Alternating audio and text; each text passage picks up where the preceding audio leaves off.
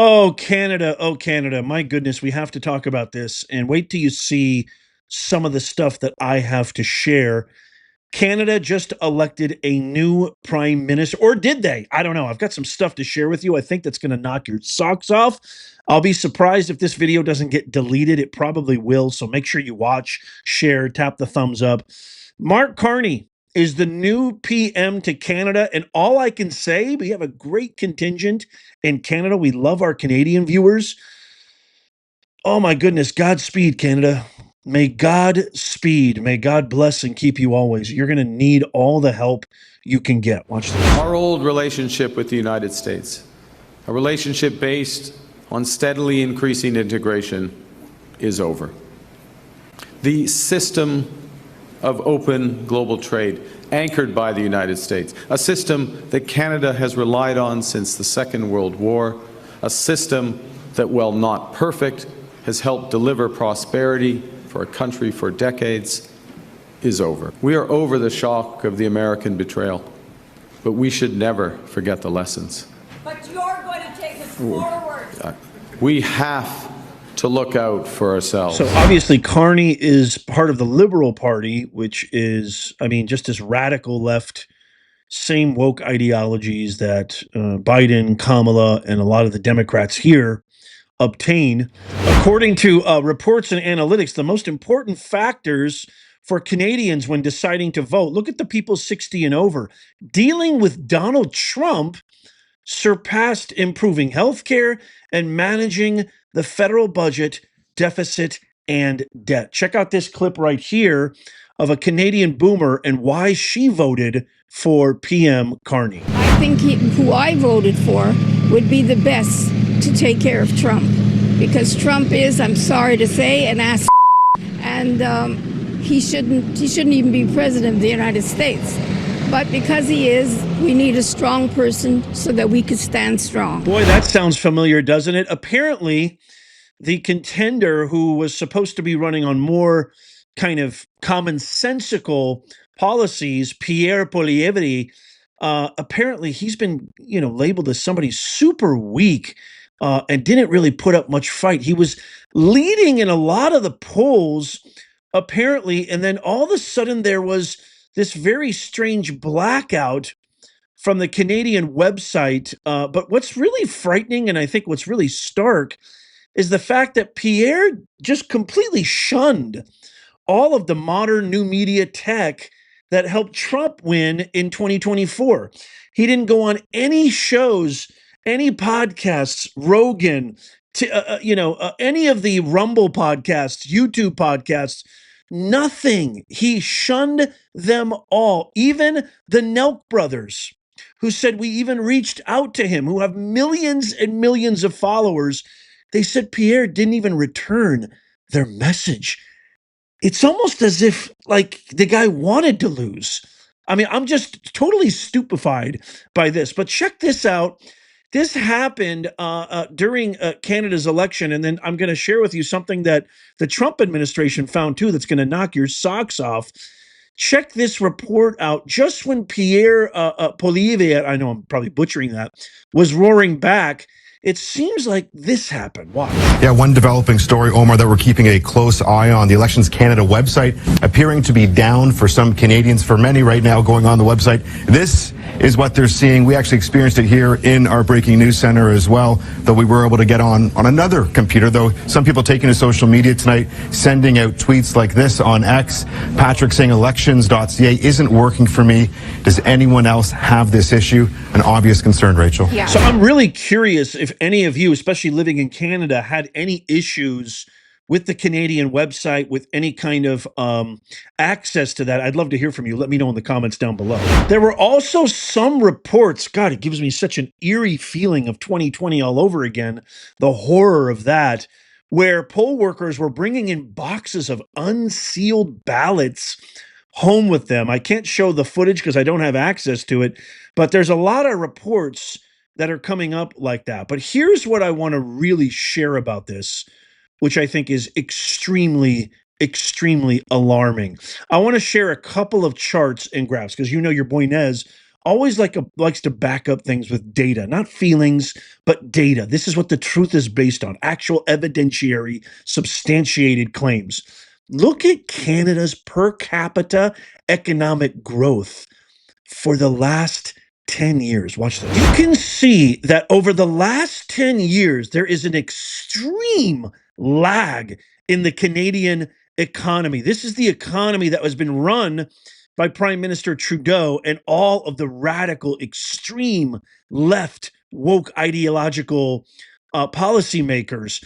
0.5% in the last 10 years growth in GDP per capita after inflation at purchasing power parity. This is between the years 2014 and 2024. And you voted for more of this? This is probably the scariest chart. I think I can honestly tell you right now, this is probably the scariest chart I've seen since the chart that President Trump alluded to in Butler, Pennsylvania, that saved his life. Look at the net international migration from 1952 to 2023. And I want you to notice on the very right of your screen, look at that line go up like it's climbing Mount Everest. Holy mackerel. This is untenable. This is a serious problem, Canada. This, ladies and gentlemen, is the exact thing that Americans were most afraid of. And now that is why I titled this video that this is what America would have looked like under Kamala. And now Canada, through the purview of Canada, we're going to get a very scary, harrowing preview. And I only pray for Canada. Godspeed. I wish you nothing but the best. This chart should scare every Canadian citizen down to the marrow of your bone. Wow, I still can't get over this. I'm getting chills just looking at this. And I guess with numbers like that, it's not too surprising and shocking to see who are the people holding high offices throughout the legislature. I don't know. This just doesn't bode well. Like this has nothing to do with race or anything like that. But yeah, I mean, maybe this is why Canada keeps going more and more radical left. We're seeing what's happening in Europe. We're seeing what's happening in the UK. We got a lot of UK viewers. Leave a comment down below. European viewers, leave a comment down below. And it seems, I mean, taking in all the data, taking in all the evidence, it seems probable and in all likelihood that this is exactly what Biden and Kamala were trying to do. You know, from 2020 to 2024, we had President Trump inherited the worst border crisis in the history of America. He has now secured the border 100%. I'm going to play a video of Border Patrol Union President and Border Patrol essentially saying, thank you, President Trump, for allowing our agents to do their job. Before I do, I've got some more bad news for Canada. Canadian hockey player Matt Petgrave will face no criminal charges in the slashing of Adam Johnson. Johnson sadly passed away after getting his neck sliced open in 2023. Petgrave was later arrested on suspicion of manslaughter by South Yorkshire police. The Crown Prosecution Service has decided it will not bring criminal charges against a professional ice hockey player following the death of Adam Johnson during a match between the Sheffield Steelers and the Nottingham Panthers. You can see by this footage right here that it is abundantly clear. I can't show the entire clip because they'll take this video down, but you can see by that clip, I mean, this is blatant. Absolutely blatant the way he lifted his leg. You can find this video all over online if you want to see the full clip. Canada. I pray for you every single day. I pray for you, Canada. I just hope this doesn't spell what I think it is, which it just seems that the very nature, the spirit, what made Canada great, what made Canada such a welcoming, inviting place is being flung to the dogs of the radical, woke, ideological leftists. And it just scares me and fears me and upsets me to no end. And so I pray for you every day, Canada. And let me know in the comments what you think. I can't wait to get your thoughts on this. Here's President Trump on he was asked this question before heading to his rally in Michigan today. Here's President Trump talking to reporters on his historic first 100 days. Check this out. Well, I think we've done everything or it's in the process of being done. For instance, the border is in great shape. 99.9% came out again today. 99.9. That I would say that was my number one thing. The economy would be certainly right up there, and I think it's doing great. We were losing billions and billions of dollars a day with trade. And now I have that down to a very low level, and soon we're going to be making a lot of money. We're going to be reducing people's taxes, and we're going to get the big, look, a very important element that we're working on now, maybe more important than anything with the border in good shape, is the fact that we want to get, and very importantly, the big, beautiful new deal. If we get that done, that's the biggest thing, what's happening in Congress right now. And I think we're going to get it done. We have great Republican support. If the Democrats blocked it, you'd have a 60% tax increase. I don't think that's going to happen. We have great support from Republicans. So the big, beautiful deal, that's what we want, the bill. I think the next period of time, I think my biggest focus will be on Congress with the deal that we're working on. That'll be the biggest bill in the history of our country in terms of tax cuts and regulation cuts and other things. It's going to be big. It's going to be beautiful. And we're going to get it through, right? We got a great bill coming through. We're going to help America. God bless you, Mr. President. Wait, right hand. God bless you. I'm left-handed. I'm actually ambidextrous. God bless you, Mr. President. I love you. The man has inherited the worst border crisis in the history of our country. Tom Homan, who's been through 6-7 different presidents, has said there's been nobody on my watch that has ever done more for the border than President Trump. And now check out this from the people who are on the front line. The Border Patrol Union, watch this amazing clip commending President Trump and what he's doing, putting America first, making common sense his number one policy. Watch this. Can you describe what the border looks like today compared to the highs during the Biden administration? Sure. From the time that President Trump took over, he allowed us to actually do the job. So our guys are out there every day, whereas before we were behind a desk.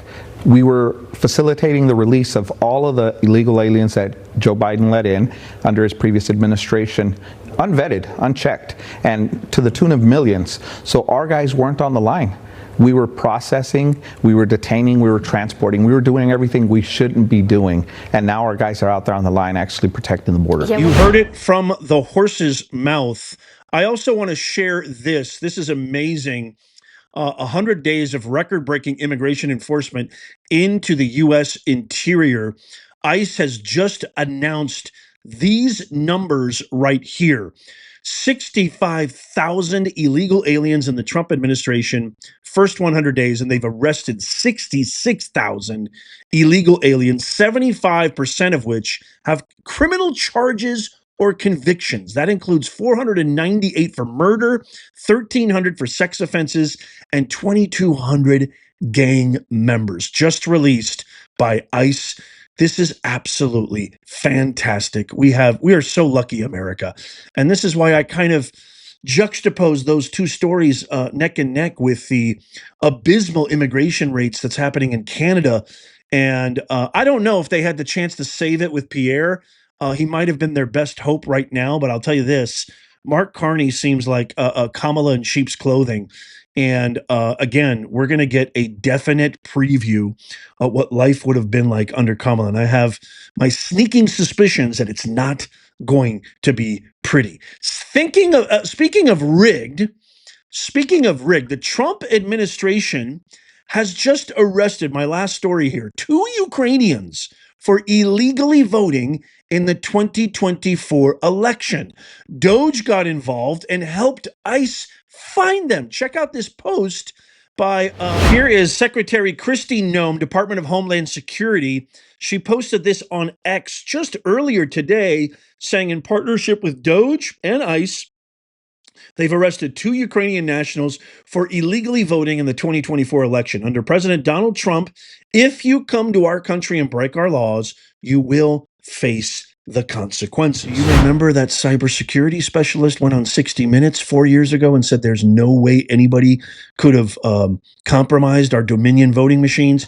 There's no way anybody could have cheated in the election. Remember the Democrats saying, no, we don't need to maintain election integrity. We don't need to pass voter ID laws. We have the best election integrity of all. There's no way you can cheat. The Republicans and conservative and Trump, they just want to cheat and da. Well, guess what? This just proves President Trump. I'm going to get that hat. He was right about everything. The guy hasn't, literally, he's been proven right 1,000,006 times. What happened? And there's no way in 1,000,000,000 years you could ever convince me that vegetable in chief Biden, Tombstone Biden, got 81 million votes in 2020. That's over 15 million more votes than Obama, who is literally the messiah of this abysmal party. There's no way you can convince me of that. If I haven't said it before, I'm going to say it again. I'm going to say it right now for the record.